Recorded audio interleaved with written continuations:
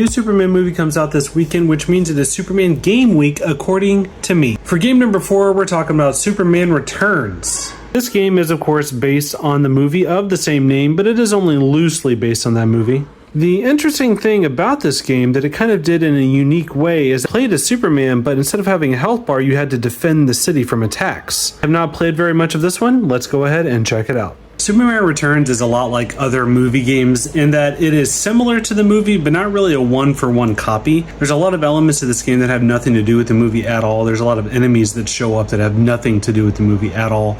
The same happens with the original Spider-Man game that was based on the first movie. There's tons of villains in that were not in the film. It seems to be a common theme that a lot of developers did for movie games, especially comic book ones. This game is honestly not that terrible. I feel like it has sort of a bad reputation because Superman has a stink on his name for video games. There's not very many that are even decent or worth playing. Superman Returns is also a game that came out sort of in between generations. This is the PS2 version that I'm playing, but it also came out on Xbox 360. The interesting thing about this game, like I said, is that Metropolis is kind of the character of the game where you must protect it from different disasters and enemies and things like that, rather than Superman himself having a health bar, which I thought was an interesting idea. I really think you could take a lot of elements from this game and probably expand upon it and modernize it and really make a good Superman game today. I don't think it's impossible to have a great Superman game. I think if you look at elements from the Batman and Spider-Man games, which are obviously regarded as some of the greatest,